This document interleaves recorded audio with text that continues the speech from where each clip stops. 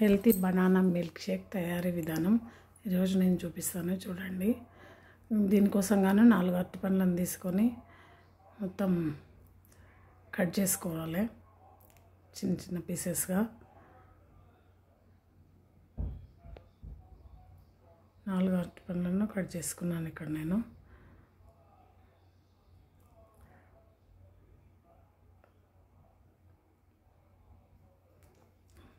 అరటిపండ్లను cut చేసుకొని ఒక ప్లేట్లోకి తీసుకోవాలి. ఒక ప్లేట్లోకి అన్ని కట్ చేసిన అరటిపండు ముక్కలు తీసుకొని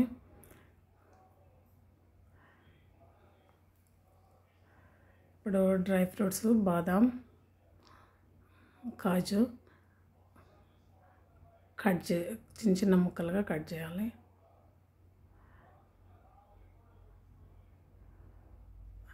వీటితోని మిల్క్ షేక్ చాలా మంచి ఫ్లేవర్ వస్తుంది.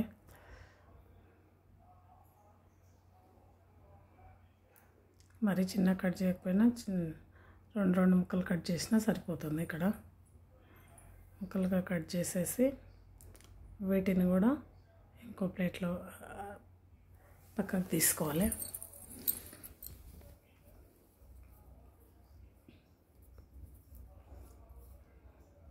ఇందులో మనం కాచి చల్లార్చిన పాలను తీసుకుంటాము మిల్క్ షేక్ కొరకు.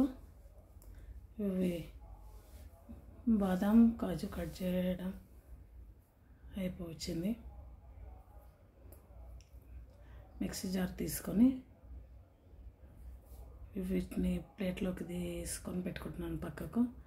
ఇప్పుడు ఇక మిల్క్ షేక్ ప్రిపరేషన్ స్టార్ట్ చేద్దాం. పాలను తీసుకున్నాను, ఒక glass dry fruits, banana, honey వేస్తున్నాను నేను ఇక్కడ స్వీట్నెస్ కోసం.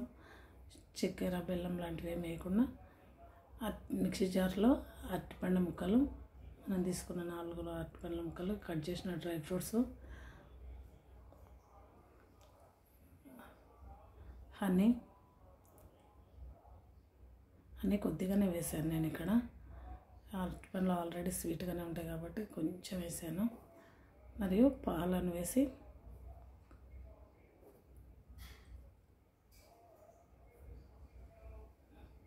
మిక్సీ పట్టుకోవాలి మేము.